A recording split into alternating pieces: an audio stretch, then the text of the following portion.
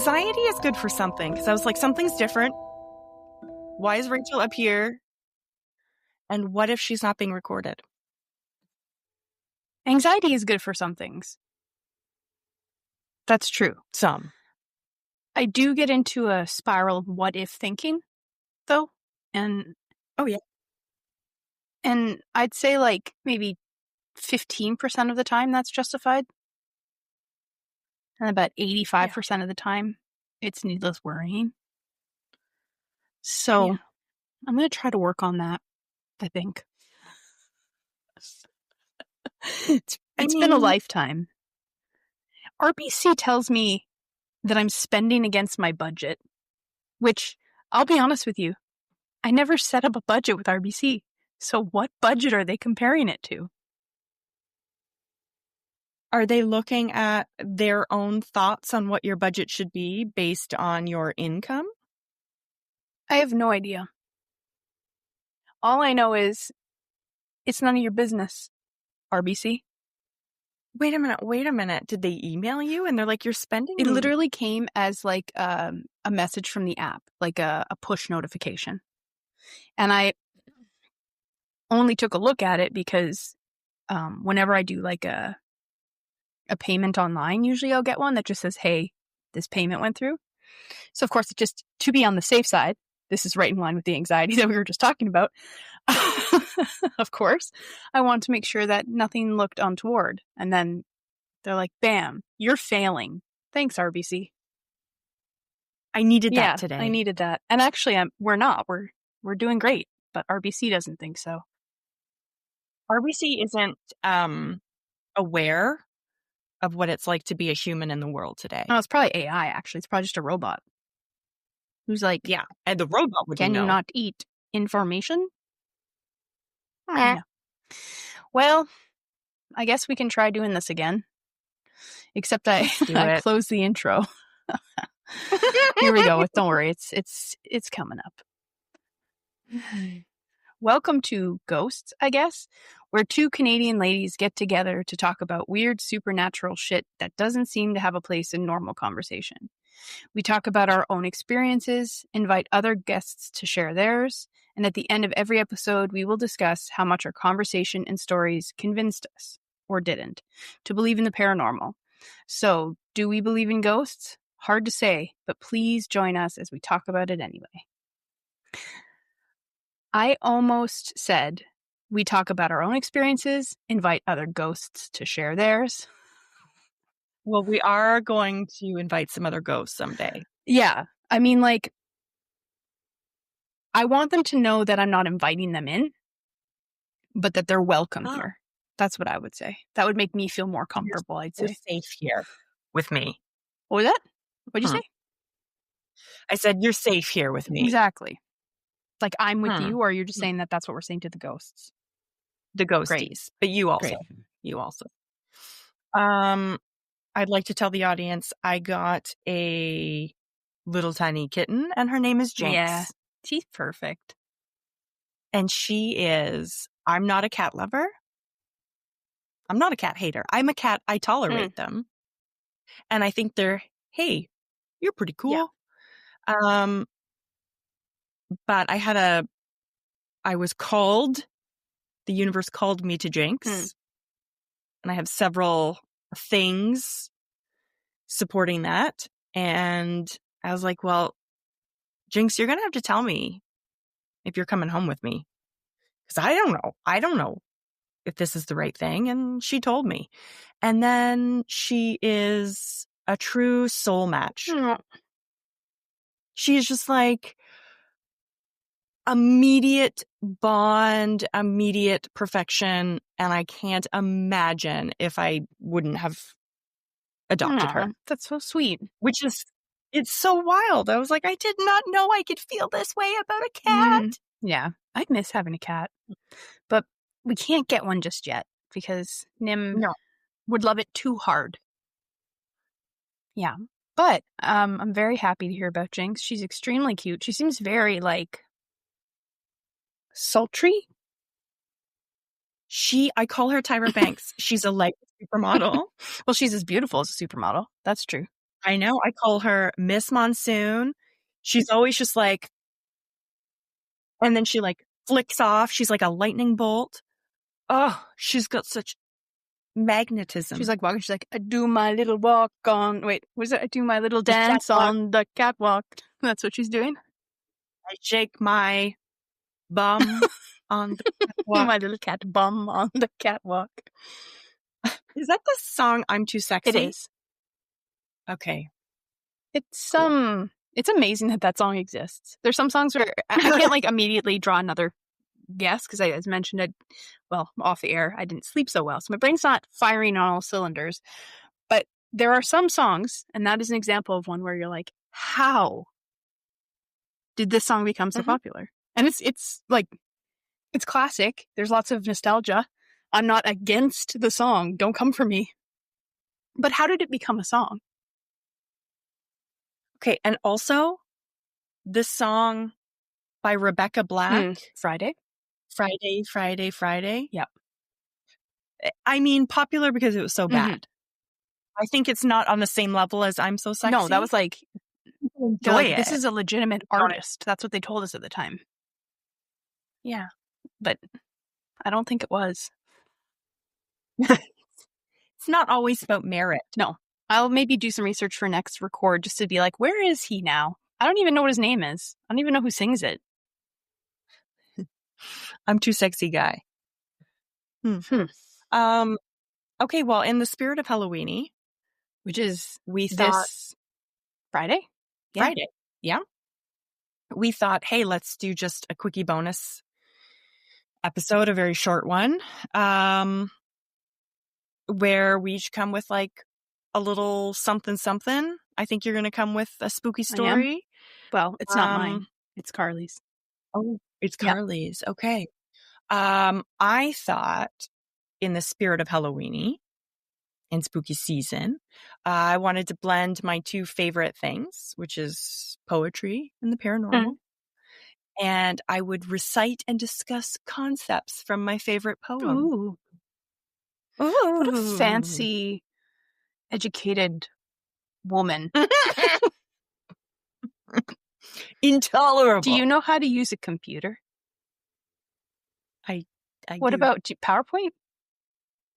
I've learned about PowerPoint recently. Is there nothing you can't do? Unfortunately. So I'll preface the story with how I came to know this poem. As you may or may not know, there was a brief period of unhousedness in my life when we moved from Newfoundland to Ontario. I don't think I knew that you were unhoused. You did not? Yeah. We lived with my aunt and uncle in Barrie. Okay. And then lived with my aunt and uncle in Brampton. We lived in a shelter. Wow. Yeah, you did not know. No, and that sounds like something we should talk at length another time. But because I feel like that would be an integral part of someone's life and trauma. Pretty big. We'll talk about that later. We'll take that offline. Pretty big. Yeah. I mean, the fact that I'm just throwing it out there is kind of like, I don't have a lot of memories. That's what happens with trauma. You just block it. Yeah. Okay. Okay. Anyway, I don't want to. Yeah, you go ahead. When we lived with my aunt and my uncle, they had a daughter and a son. And that was like my first period of time in my life living with other people. Like I do have an older brother. He's like 10 years older. So it wasn't like having a sibling. Right. So they were around my age. She was probably like 8 and I was probably like 13-ish. Her name was April. And she was actually the first baby when I lived in Newfoundland that I ever like rocked to sleep. So she's a very special girl. And she died. And when she died, my uncle and I, after the fact, were just sitting down and talking. And he was saying, you know, how special it was to have a child and all this stuff. And this is not, he's a smart man, but he's not like a man of literature or the finest things. And he recited this poem to me. Oh. From memory. Okay. And he's like, this is what I think of when I think of what happened. Okay. And had I not known that in this context, I would have just thought this was like a lovely ballad and a lovely romance poem. But no, it's a really dark, spooky poem by Edgar Allan Poe. You've probably heard of it. It's called Annabel Lee. I don't know if I've heard this one. But I know okay. Edgar Allan Poe. Yeah, the spooky man. I'll read it to you. It was many and many a year ago in a kingdom by the sea that a maiden there lived whom you may know by the name of Annabel Lee.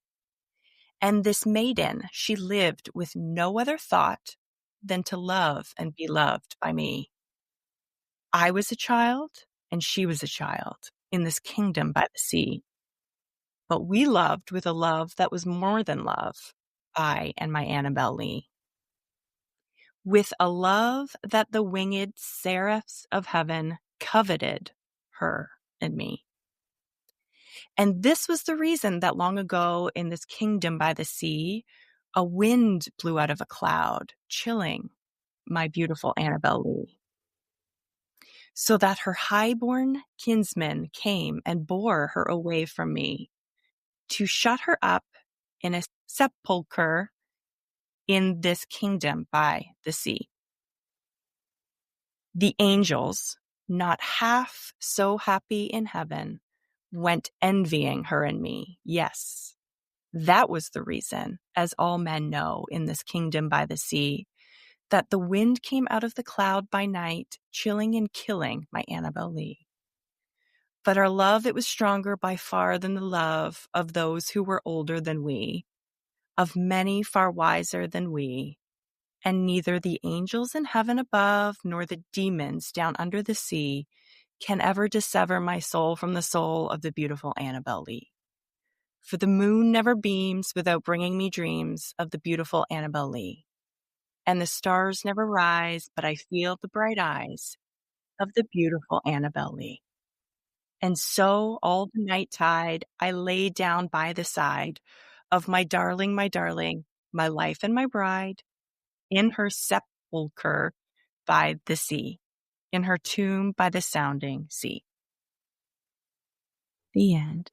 I like how Luna had to be Bark. involved, be in there. Luna's like, not my Annabel Lee, not the winged seraphs in heaven taking her down. That was a very sad poem. Oh, it's so sad, but it's also so ghostly. And the more you read it, the ghostlier it becomes to me. And I have a few questions about it that I thought I would mention. Okay.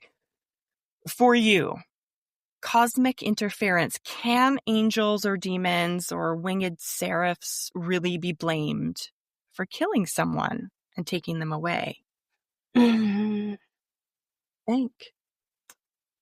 No. No. No. Can they be jealous? Okay. Again, it kind of just falls back to what my personal belief is, being that like everything is energy. So when people pass away and go back into the energy that they came from, I don't imagine that there's like a big angel that's there, that's like ruling over the energy, I think.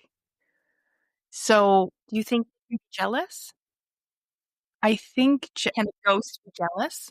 So is it a ghost? Or is it Or... What? What do you think? What do you think? It sounded to me, when I was listening to it, like this person loved their Annabel Lee, and what they had with this person was so special, and, you know, not a lot of loves would be to that degree, and that it was like coveted by others, essentially. And even like essentially even like the gods and the angels and the afterworld or whatever, like however you want to look at that, like even they were jealous and so they took her from him, Yeah. right? I It's just his rationalization. Like, this is a love that's bigger than love. And they were so jealous. Angels that have the best of the best were so jealous they took it. Yeah. I don't think that's something that can happen. I don't think that angels or ghosts get jealous. I mean, it comes down to what is a ghost. Yeah, because like I don't know, like if they're an intelligent thinking entity, like do they have connections to the human emotions they once had? Are they capable of feeling jealous? I don't think so. No. I mention it because I once knew a woman. She was the mother of an ex, very religious, and she had a loss, and she blamed that loss with her whole heart on a demonic spirit. Mm. And she said she felt something dark as it was happening, and I obviously don't believe that. But it makes me wonder if people like in general rationalize things this way. Oh, I think so. I think that there's ways that you try to explain loss. Yeah. Yeah, I think like we can't say, in the example you gave of your ex's mother that what did or didn't happen, like we can't say, "Oh, you're wrong," like we weren't Right. there. And also to her, like it might not be a demon. Probably really truly is not a demon. I don't even know that I believe in demons. However, that evil feeling felt like something to her. Like that probably was something she did feel and then just said, "Hey, Yeah. it was a demon." I so agree with you on that point where it's just like, I can't discount her experience, but there's no part of me that would ever be able to reconcile a demon taking a life. Yeah. No. Okay. Yeah, no. And Good. there's something else I was going to say to that, and I can't remember about her and her situation. Maybe it'll come back to me later. Okay. The structure of the poem and the like repetition and even like the hyperbolic emotions associated with it is what makes this spooky for me too. It sounds like a chant or a seance. I could see that. Like calling the spirit back. It's very like that is very Edgar Allan Poe, like The Raven as well has that kind of could you call it syncopation of some sort? It's like very like kind of flow. I don't know what I love it. Yeah. I love it. And it's fun for me that the way a poem is structured can make it feel spooky. Oh yeah. And also, I love it. Also, the theme of grief as a paranormal haunting. That's kind of like that not so good and kind author that rhymes with Oh, I don't even know. Day May Cowling. A day Gowling. Yeah. But but the Dementors. Wait, did you see Jinx Monsoon eviscerate her? It was very funny. Okay, thank you. Yeah. Thank you. Though I am a little bit concerned about Jink Monsoon's drinking. But anyways, that's besides the point. She was talking like this. And I don't know if that's put on or if she was actually very, very drunk. I think that's part of her like thing, or at least that's what I'm telling myself because I found that okay inappropriate. But yeah, like the Dementors, like they're like a visual representation of depression, right? So yes, spooky. it is spooky. grief as a haunting. Yeah. Like you can be haunted by grief. Oh, yeah. Yeah. Yourself. I I'm love that. heavily into that right now. Yeah. Yeah, you're riding the grief wave. Yeah, but it can feel, I would say, like it feels like a heavy coat or like a weighted blanket that sometimes you can't quite get out from under. A suffocating weighted blanket that's also comfortable and cozy, and you just want to stay there for a bit. Yeah. But also too hot. Way too hot. And like crushing you a little bit. And you're like, I remember when I could walk around not being suffocated by a weighted blanket. Those were the days. Those were the good old days. Final note. Who is haunting who? Like, is Annabelle Lee haunting him, or is he just like, let her go? Is he haunting her in the afterworld? Because he's so obsessed with her. She's so perfect, but only after death, I guess. And, really building it up to be something immortal and laying by her tomb. Like, let her go. I think he is haunted by her. So, not that she's haunting him. It's a very subtle distinction.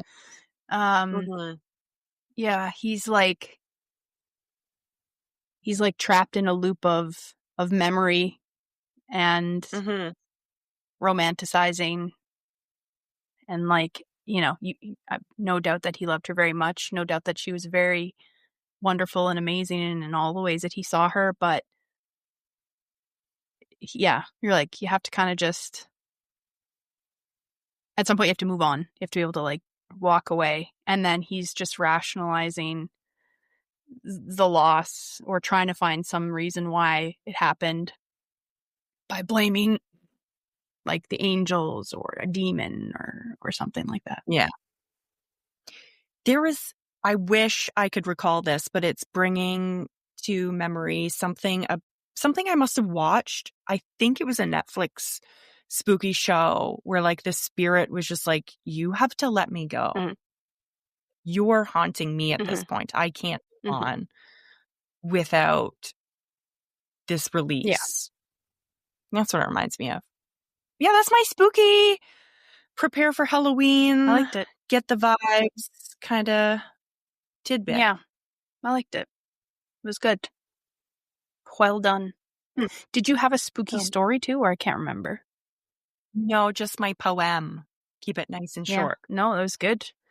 I can tell a spooky story of Carly's. And you knew a little bit about it because I think you were in the text chain as it was happening, but I was in Ontario for a week, 7 days, and Carly had been with us, Kim and I, visiting for a little bit, and then she flew home earlier than I did. And I couldn't get her to record it in her voice because she just wouldn't want to do that. But something spooky happened, and like, for anyone that's been listening over the course of us doing these intermittent podcasts, there's been a few like spooky things that have happened in our house that are kind of small. One that comes to mind is that my coffee froth, like my milk frother, just like turned on by itself, and it was on cool, which makes no sense. Like nothing was near it, nothing touched it.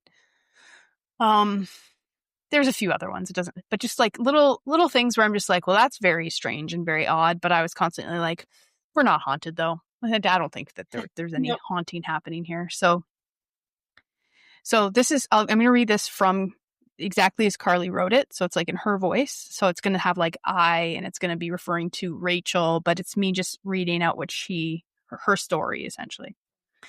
So she said, I got home from Ontario on a Sunday. Rachel was staying in Ontario for a whole extra week. My mom picked me up from the airport and dropped me off at home at 2:30 p.m. I'm an anxious person, and I haven't yet stayed at our new house overnight without Rachel. We moved in, I guess, 1 year ago now. So I did a full sweep of the house, checking for murderers, etc. There's nothing out of place. The lights in the garage are off. Doors are closed and locked. So she's feeling fine. So over the course of the evening, she lets Nim, that's our pit bull, lets her out probably 3 different times to go to the bathroom. And lights are not on in the garage at any of those 3 times that she goes outside to take Nim out to go to the bathroom.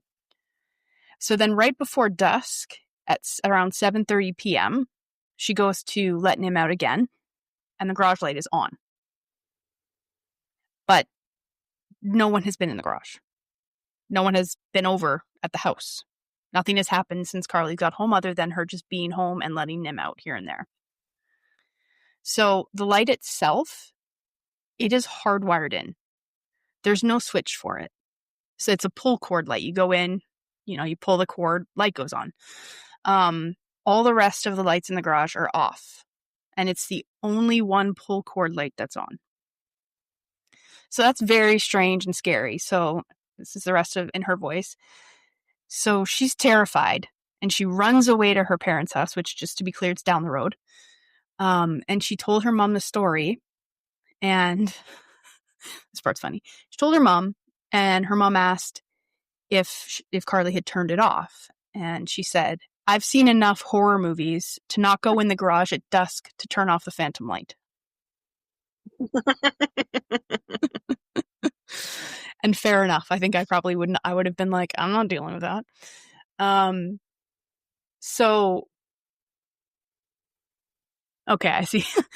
So she's texting me and Kim all of this, and Rachel is I should say, again, back in Carly's voice. I'm texting Rachel and Kim all of this, and Rachel is convinced that it's a murderer, and I'm like, no. As was I. Was that? Yeah. I was also convinced it was a murder. Yeah. And she said, and I'm like, no, I looked in the garage. There is no one there. I think this is a little bit out of sequence because she hadn't looked in the garage at that point. But anyways, this is where she looks in the garage. My sister had to drive me back to my house later in the evening, like around 9 p.m., because I needed to get a dog bed because she had ran out too fast to pack one because she was so scared. So while they were back at our house, she says, we sit in the car with it in drive, ready to speed away, and open the big garage door. And there's definitely no one in there and nothing nefarious going on. And so the light was still on, and she had not turned it off. She just looked in the garage to make sure that there was nothing that looked out of the ordinary. But they were absolutely not getting out of the car to turn the light off. They were too scared. So it says, I stayed at my parents' that night, but the next morning I drove past our house and the garage light was off. And I drove past it again after work at 3 p.m., checked it, took photographic evidence. The light was off. So again, the light's off, but no one turned it off. So then she went back at 5:15 p.m. and the light was back on. And so she says, I was very brave. I went into the garage and I looked around, and there's literally no way to turn on the light without pulling the cord. So is it on a timer somewhere, somehow? Nope. We've lived here for nearly a year and nothing like this has happened. So this is a new occurrence. Yes. A new spooky occurrence. And then it says, and anyway, I stayed with my parents until Rachel got home. My favorite part of that story was when she said a whole week. So like you can tell she was like, that's a long time. Yeah. A whole week. Yeah. So couple things. Her dad did eventually go and took the light away. Just took it off. And the ghost did not suddenly turn because this is important to what I was going to explain too. Our garage is a 2-car garage. And on one side, it's like in a bit better condition. And then the other side needed some work, which we've now done. So we were in the garage a lot, and we were like, cleaning it up, trying to get it ready so her dad could do a small repair on the side that needed a small repair, which has now been completed. So there are lights on either side. So there is still a light on the other side, but that has not been going on and off. Not since I've been home, anyways. And so one thing that Carly's sister thinks is that she has a protector spirit, and it only shows up or shows itself when she's alone. And I love this. Yeah. And something really spooky dooky happened the first day, like when she got home and the whole light thing happened the first time. That was the day she came home from Ontario, like home from the airport. And Kim, if you remember, that was the day that your tire just blew on the highway as you were taking us to the airport, which was a whole thing. And then if you remember, later that evening, Carly's at her parents' house. This first spooky dooky thing has happened with the lights at our house. And her sister is heading home and her tire blew. So all of this has happened the same day, which is insane. And also I'll add, I had an intuition download that something was going to happen when I changed lanes. Whoa, from the Shifashikik record? The Kashik? Yeah. Which is why I didn't do it the first time. And then I was just like, oh, that's just anxiety. I'm being silly. And then I did it. And the differential between the new road and the old road, like, ripped my tire apart, which we didn't know until we like drove another kilometer. Yeah, that was insane. It was like literally ripped apart. Shredded. Yeah. And it's not even that my tires were old or new or worn down, because when I got the new tire put on, they're like, oh, most likely when this happens, you have to get all 4 new tires, whatever. And they came back and they were like, actually, your other tires are like mint condition. It's just this tire accident for some reason, which makes no fucking sense. Yeah, that was crazy. And one thing I think that Kenzie and Carly were talking about was they saw an owl or something like that when she was driving home before her tire blew. And Carly lost her grandpa like 2 years ago. And sort of after that, they kept seeing owls, and they really felt like that was like a connection to their grandpa. And so it's interesting that she would have seen that on her way home and safely got back home, even though her tire blew. We safely got to the airport, even though your tire blew. And was that perhaps the protector spirit in the garage? Yep. Hard to say. I totally believe it. Just signs to, like, I don't know, I often see dimes when I feel worried about whether I'm on the right path, and it's like an affirmative that no, you're good. And dimes out of nowhere. I don't have change. I don't have cash. Another sign that reminded me of when my cousin died, not April, had another young cousin die of brain cancer. And we were inside the church during his funeral.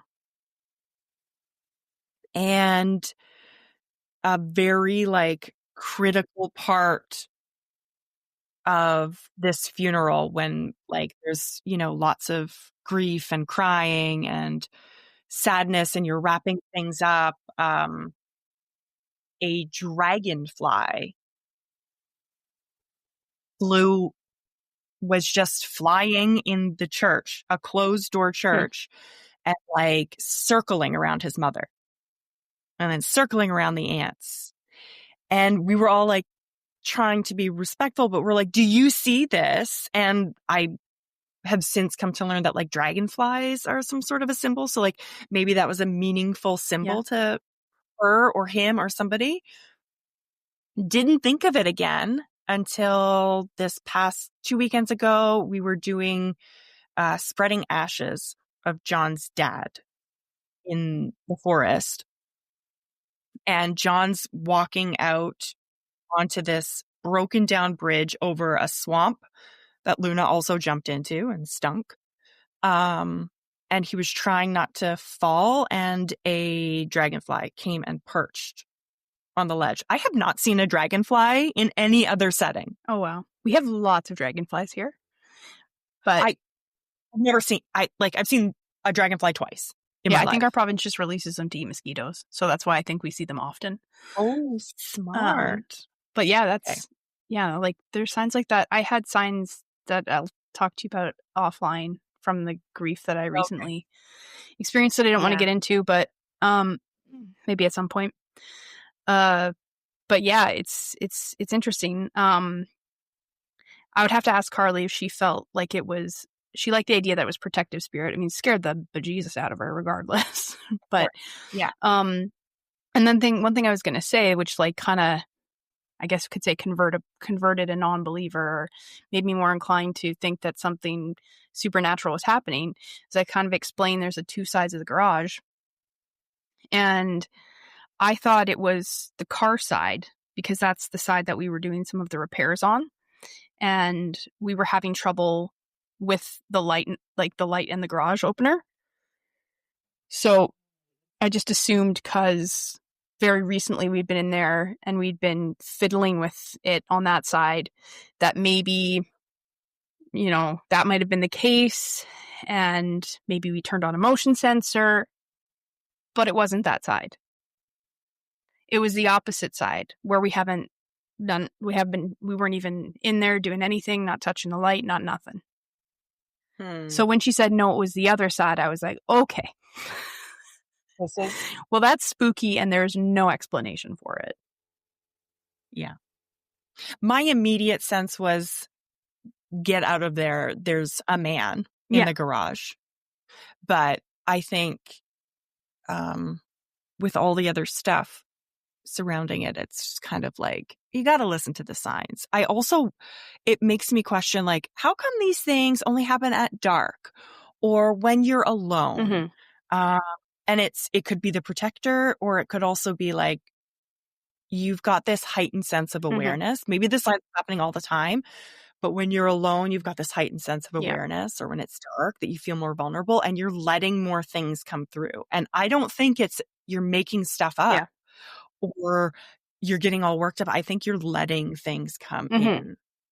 Seeing them, and the more you let them come in, the more you're going to see them. I also do think like there's a bit of a distinction between, like, there's definitely that, like, I went outside the other day to throw something in the garbage. It had been raining, rained pretty much all week except for like it stopped today, and so it was like rainy and dark and kind of spooky, and I was just walking to put something in the garbage, which is literally just in front of our garage, which is probably like 10 steps from the back door, and I was like, ooh, it's kind of spooky out here. And then all of a sudden I'm like, am I hearing things? And of course I'm not.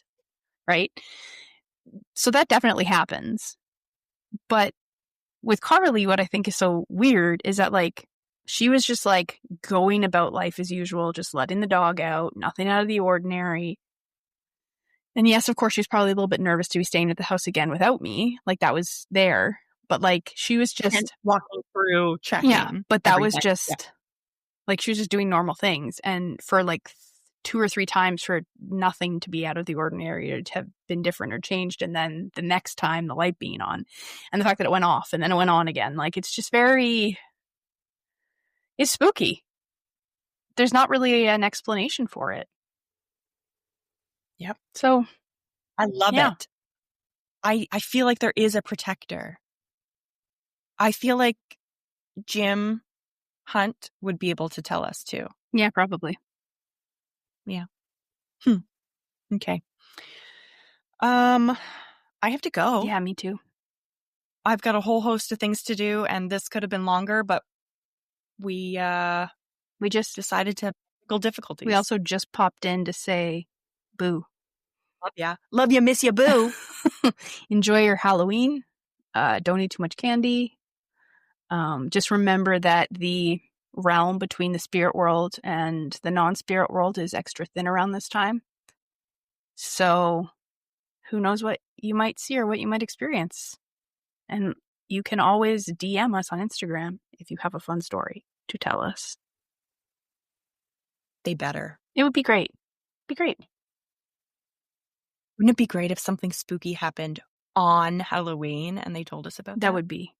We're going to hand out candy to children at Carly's sister's house, and then we're going to go out in the evening. So maybe some spooky dooky stuff will happen. I am not dressing up. Okay. I will be Elphaba. Yeah, that's amazing. I can't wait to see those pictures. And you're painting yourself fully green, just so I'm understanding. Yes, my hair will be blonde. I don't have time for a wig. Oh, okay. But yeah, Elfie. And Franny will be Glinda, but the good witch version. Glinda. Because I appreciate the original dress more. Okay. Fair enough. Yeah. Did you get those weird glasses that Elphaba has? I did. Okay, good. And even that's so funny. Franny was just even like, she's like, Mommy, you're going to be Elphaba? And she calls her Alphabet. Yes, of course. And I was like, yeah. And she's like, you got glasses, Mommy? And I was like, girl, you don't know who your mom is. This is an amateur hour. My first Halloweeny. Okay. All right. Let's log off. Okay. Bye. Bye. See you soon. Bye.